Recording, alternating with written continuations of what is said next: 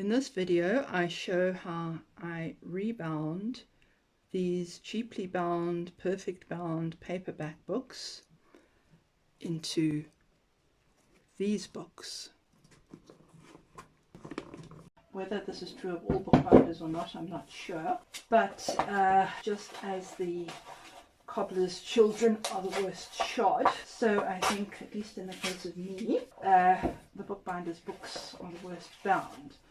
Now, this is a set of paperback books, the contents of which are among some of my most treasured possessions, but unfortunately they are just bound in paperback and with a perfect binding. So I've been wanting to rebind them for ages. However, because they're simply perfect bound, I don't think there's that much point doing anything too special to them.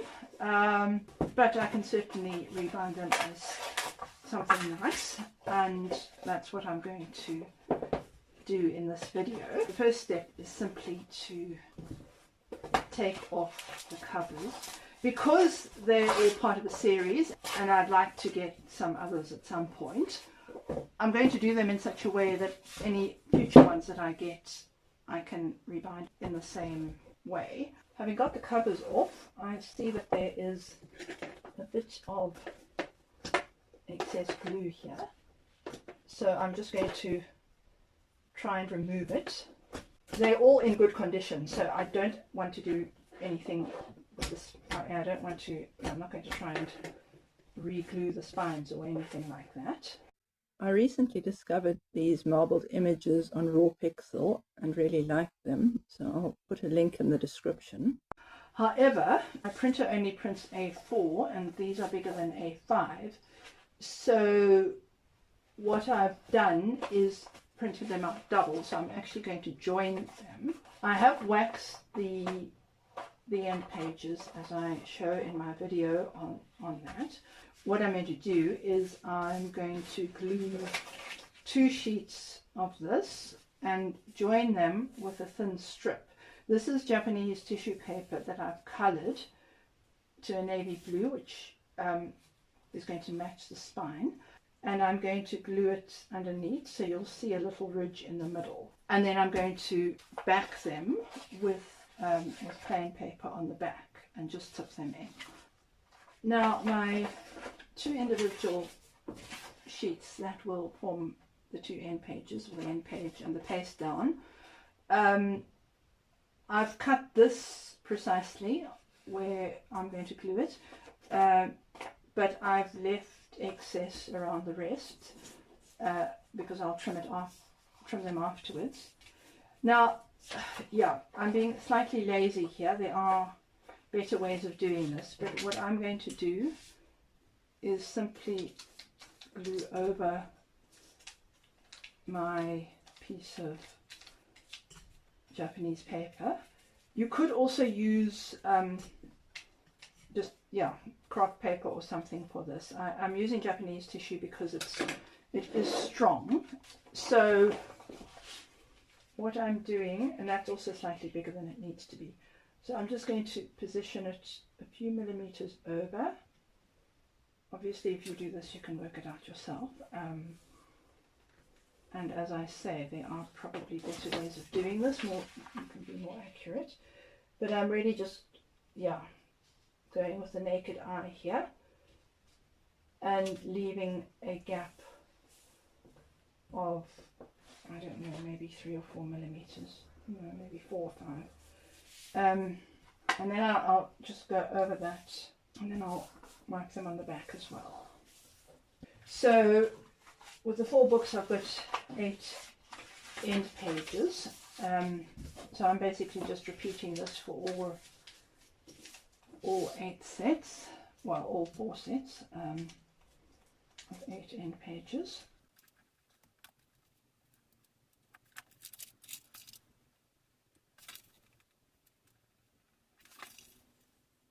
Once the strips have dried, I'm basically going to carefully fold them so that they fold through the middle of the strip.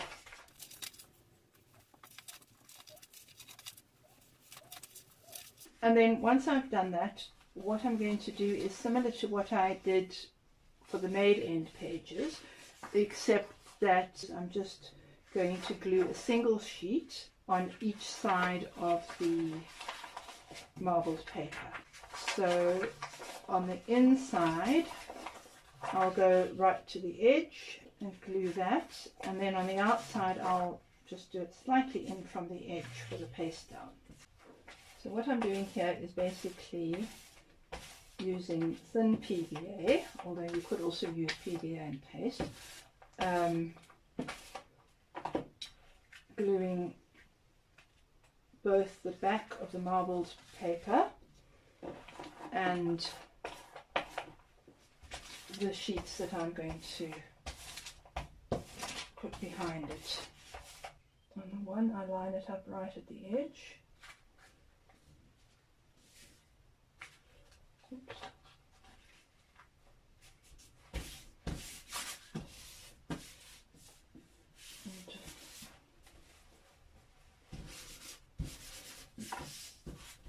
This is basically the same as what I did in my previous video on made end pages, except that they're not actually made end pages, they're just simply two sheets that are backed.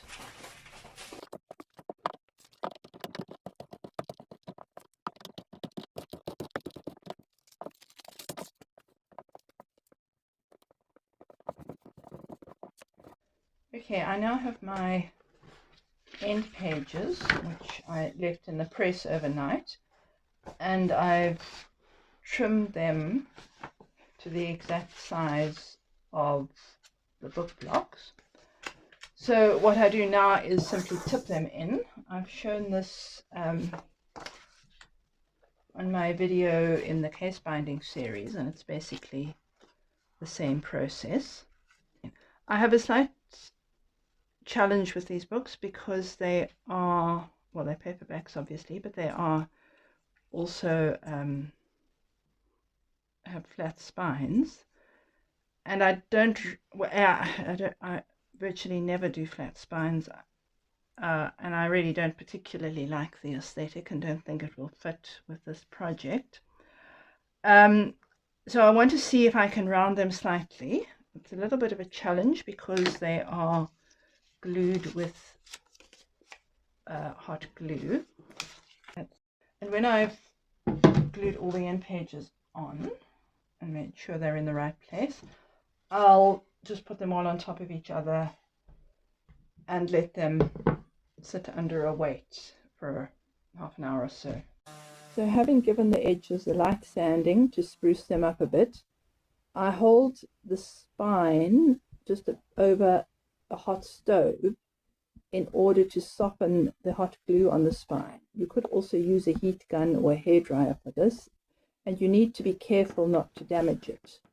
And having done that, I then gently hammer the spine to round it. There's more on this in my series on case binding. I have got them slightly rounded.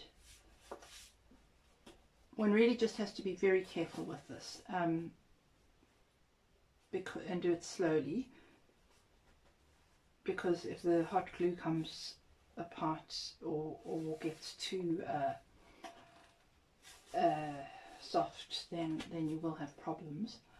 But I've got them slightly rounded. I did find that the end pages tended to come off. This one's, yeah, I think this one's okay. But some of the others did, which isn't the end of the world because I can fix them. And it may be that I wasn't terribly attentive when I was tipping them in as well. But anyway, but what I'm going to do now is trying to keep the round that I have.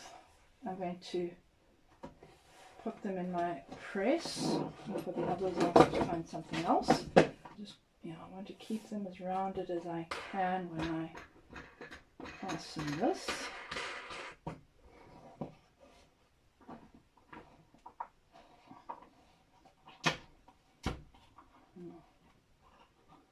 So they are still somewhat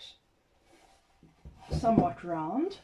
And I'm actually using muslin now. I used to use mull, but I found that the mull I got locally wasn't a very good quality, so I've started using muslin, which I just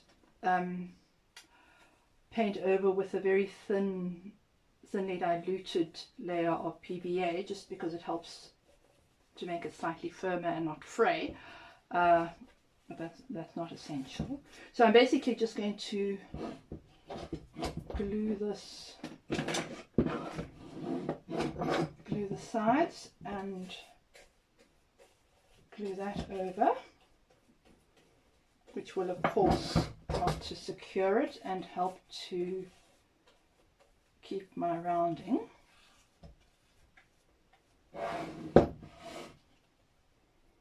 It's not like a glued book, a stitched book, where you're actually gluing the actual thing. I'm just gluing the muslin on.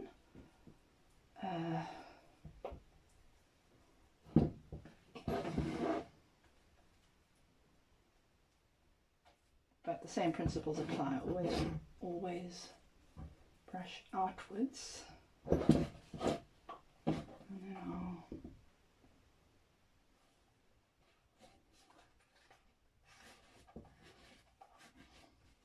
yeah, this doesn't need to be pulled too tight. It just needs to sit over what you've got.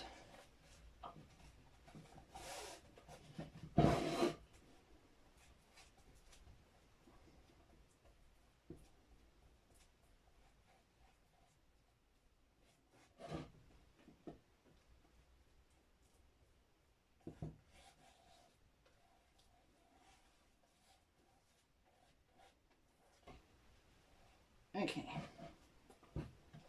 and then I'll go and find something else to press them in and do the others. I planned to speckle my book edges and thought this would be fairly quick, but it ended up a much longer process than planned.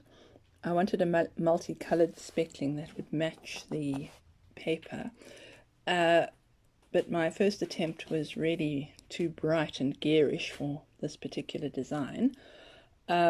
So I ended up muting it by colouring the edges, but that meant that they got damp, and so I had to put them in the press. And I'm afraid I forgot to film some of this, but I was quite pleased with how they ended up, even if it did take longer than planned. I decided to just do very simple head and tail bands for these books, which basically just consist of a strip of my marbled paper glued around a piece of string. I've sometimes done this with cloth as well, but I decided that for these simple books, well, at least for these not very valuable books, this would do. I also decided to do Oxford hollows on these books, although that really wasn't particularly necessary, but I'm just in the habit of often doing them. I have a separate video on Oxford hollows, but they're basically, it's a tube that goes between the spine and the cover spine and provides a bit of extra support. So before gluing them, I need to measure them exactly to make sure they're the exact width of the spine. I also measure and cut my head and tail bands to the exact width of the spine of the various books. The hollows are then glued together so that they form a tube that will go on the spine, and then both the headbands and the hollows are glued onto the spine. One needs to be quite careful with this to make sure that they are really well secured, and they are then allowed to dry. I now turn to the covers. For these books, I'm going to be doing what's called a quarter binding. That is a strip of, well, usually a quarter binding is with leather, but I'm going to be having a strip of book cloth on the spine and then my paper over the boards. Now I'm using 1,800 gram grey board, which is about 2 millimeters. Both of my boards for each book, well, in fact, all the boards are the same size. So everything will be the same except for the width of the spine, because the various books vary in terms of the width of the spine and therefore of the spine boards. So to measure the spine boards, I basically make them just slightly wider than the spines, maybe 1 to 2 millimeters, but it's really a case of getting a feel for that.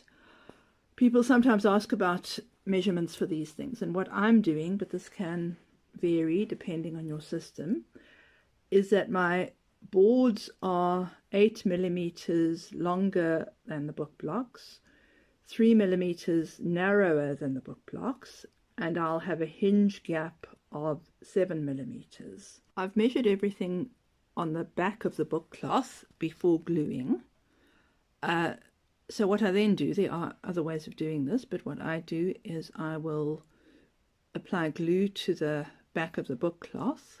I'm just using PVA here, and I carefully position my spine board and then also my 2 other boards precisely in place, making sure that everything is lined up straight and that the gap is exactly what I want it to be. The book cloth I'm using is book cloth that I've made myself, which is fairly easy to make. I'll do a video sometime, although there are others. One of the disadvantages of book cloth is that it can tend to pick up glue very easily. It's quite messy. Well, if you do make a mess, it's difficult to clean. But I have given this a layer of acrylic medium to hopefully protect it a bit, so we'll have to see how that works.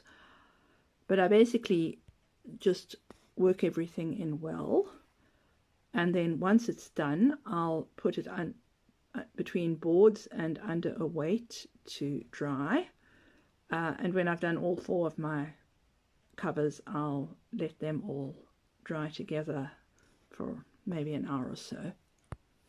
Once my covers have dried, it's time to glue my decorative sheets onto them.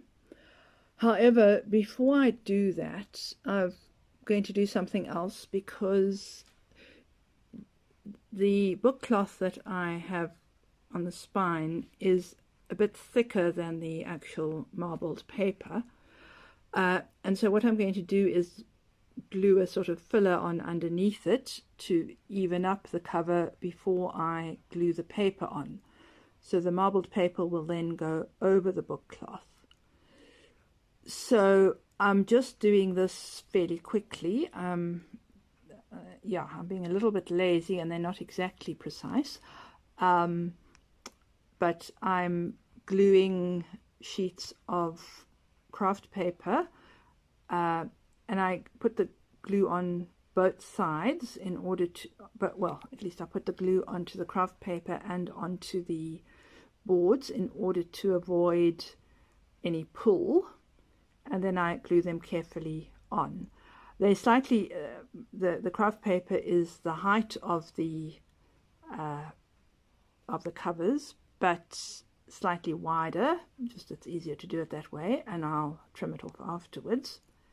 So once I've done one of them, I'll put it between boards and then just press it briefly just to make sure that it's well stuck down. And then once I've done them all, I'll just trim off the excess on the sides.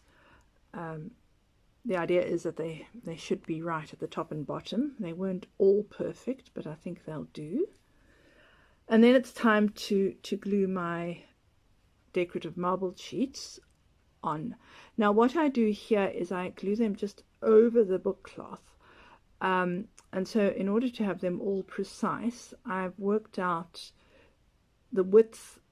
It ends up being the same width as my ruler, I discovered, 2.5 centimeters. So I basically just mark that with my bone folder so that I will then glue my pages over that precisely. I I just checked that they're more or less exact. They're slightly wider on the side, but for now that's okay. And then I'm basically just using PVA glue here to glue them well down, and then I place them as precisely as I can over that, just over the line that I drew, which will ensure that all my covers are the same, hopefully. And then I'll work everything down well and then cut the corners. I tend to do the corners by hand, although there are various other ways of doing that. Really, you should cut 1.5 times the width of the board away from the corner, and then just work it down carefully. Remember, of course, that when you're working with paper, which I have to remind myself as well, that when paper is damp, it's quite fragile, so one does have to be quite careful with it. It becomes remarkably strong once it's dry, but you know, when it's damp, it's a bit tricky. And I then just work everything in well. I like to try and get my corners. The nice thing about paper is that it's malleable, so I try and make sure the corners aren't too sharp and that everything's nice and neat and that it's well pressed down. And then it's really just a case of repeating the process for the other side.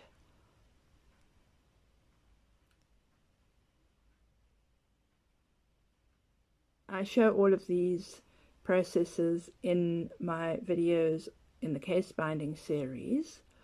Well, this is slightly different because it's quarter binding, but the basic principles are the same. So I'll include links to those videos when appropriate. Once the cover is complete, I'll place it between boards with a moderate weight on top of it, and then leave it to dry while I do the others. And when they're all done, I'll let them all dry for an hour or so. Covers are dried, it's time to case in the book block. But before I do that, I'm just trimming the turn-ins of the paper. That's not quite as exact as it should have been. The reason for doing this is that you will see a little ridge under the paste down, so it's just as well that it's neat.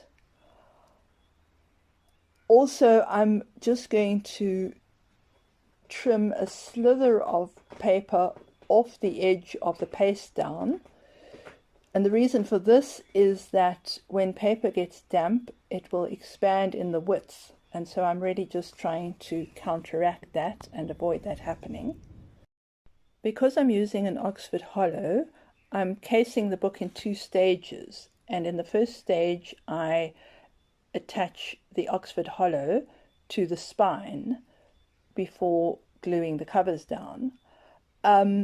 But before I do that, I'm just going to round the spine of the cover slightly. I'm using it, you can use a dowel or a broom handle or just your fingers, depending on how thick your spine is. But you do have to be careful to just do it gently so that you don't fold it. You really just want it gently rounded. I then make sure that the book block will fit in well. In fact, I've done that before. I forgot to show that. And then I glue the inside of the spine board from just below where the hollow will go. And I'm using PVA here, fairly thick PVA. I do speak about glue somewhere else, but for most of these projects I'm just using PVA. And then I also glue PVA onto the outside of the hollow, and starting just below the hollow and all along it. And then I carefully position the book block down on, usually on the back board, making sure that it fits. Ideally, there should be either the exact space on each side, or else slightly more on the foredge than on the head and the tail. And when it's positioned well, I hold it down and pull the front cover over it, and then I will just try and make sure that it's well positioned so that all the overhangs are equal or appropriate. The advantage of using an Oxford Hollow is it does give you a little bit of wriggle room here to make sure that the book is placed correctly. So I make sure that it is. And then when I'm happy with it, I'll rub it well on the spine and then place it between boards and place a weight on top of it. And this is really just to keep it in place. It's not pressing it as such, but it's to keep it in place while it dries.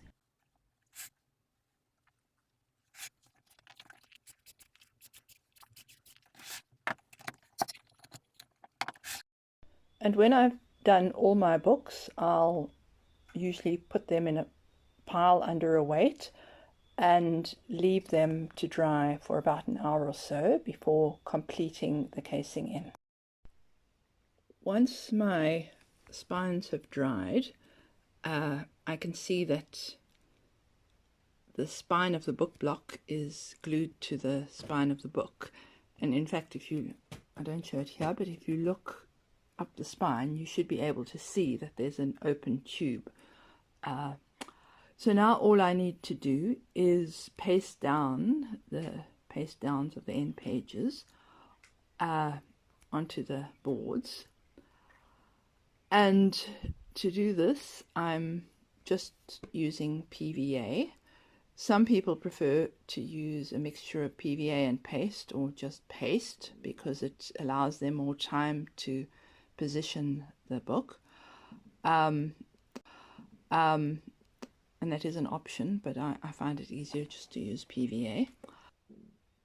And then I close it and make sure that it's properly positioned, and then press it down well, and also press down well along the hinge. And then I repeat the process for the other cover. I find that it's quite important to work quite fast with this if you can, because the longer the paper stays damp without being pressed, or the more moisture you introduce into the paper before it's pressed, the more likely it is to wrinkle or buckle, although there are also other factors involved there, and it's something you learn from experience. So I basically make sure that it's positioned as I want it to. As I said before, using a hollow does allow you a little bit more wriggle room.